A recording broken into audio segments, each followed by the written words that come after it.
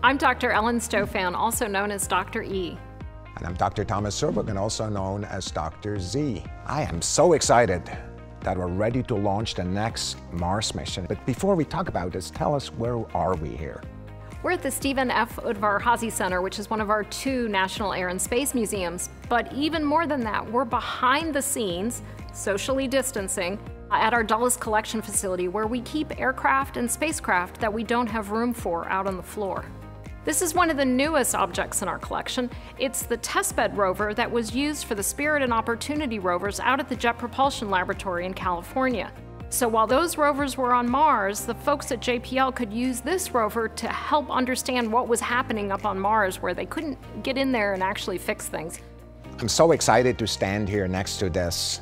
You know, Spirit and Opportunity have really changed how we think about Mars. And you know, you look at it, it's like a golf cart size. Well, the mission we're going to launch, Perseverance, is more like a car, over 2,000 pounds, 7 feet tall, in a much more complex machine with a very different purpose, which is to prepare samples to bring back to Earth. The energy source at Perseverance is the nuclear battery, which is basically hanging from the side. So that nuclear power source really gives you a lot more flexibility on the rover. You don't have to worry about the sand getting on top of the solar panels and diminishing the power for the rover. So bringing those samples back, that's not going to happen on this mission, that'll happen later. But this is the mission that will actually collect and cache the samples and place them so that that next future mission can come and retrieve them and bring them back to Earth. That's something we've never done before. Oh, we've never done this before, and you know, we always want to make history in these missions, just like Curiosity has with its landing technologically, but also with its science. I can't wait. This is going to be so exciting for all of us this summer. We got a few questions in from our audience, so here's one of them. I feel the helicopter is such a cool part of this rover I hear so little about. Can we hear some about what it will be doing and how long is it expected to operate? The Ingenuity helicopter, as it's called, a high school student in Alabama came up with that name, and I'm really grateful for her input.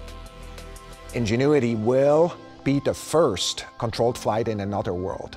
So what it's really designed to do is it gets dropped off the surface, it sets itself up, and then it flies a few takeoffs. First, it's just up and down. Just, you know, if you have a remote control thing somebody gives you, same thing. Just go up a foot or 2 and then down, just to make sure you know how to take off and land. And then it starts flying. And then we're going to learn on the surface how we're utilizing it for future use. One of the reasons we actually want to put the helicopter there is because we're thinking, if we were there with humans, we'd really like to have scouts that really can go ahead and look at how we can get to a crater, for example, of important science, how we can get down there without having to get stuck on the way, right? Kind of to do the inch-by-inch thing. And we think that scouts like that with data from space can really be an important part, just like we use it on the ground for many applications today. I'm really excited about it. I'm going to push you on something. Someday there will be humans going to Mars. And I would really appreciate it if they would pick up that helicopter and bring it back here to the National Air and Space Museum, because that helicopter covers everything that we talk about here. So someday. I think that's exactly the right thing. Here's the next question. How could Perseverance help us potentially for the future human exploration of the red planet? You know, in a number of ways, from the science it's gathering to an actual experiment on board. First of all, we have an instrument on board called MOXIE that's actually pulling carbon dioxide out of the atmosphere and splitting out oxygen. Oxygen is important because obviously it's something we need as humans to breathe, but it's actually also a component in rocket fuel. And if we're going to have any kind of sustained human presence on Mars, we're going to have to learn to live off the land. Yeah, there's some things that, you know, just really see the ingenuity of the scientists and the engineers. The calibration target for Sherlock, one of the instruments, actually has specific materials that are of huge importance to human explorations. There's 3 samples of astronaut suit materials there. We learn how these materials interact in the Martian atmosphere.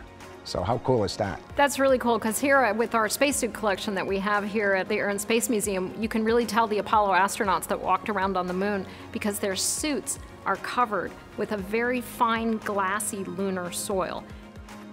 Thanks so much for this discussion. What an amazing story we're in the making here.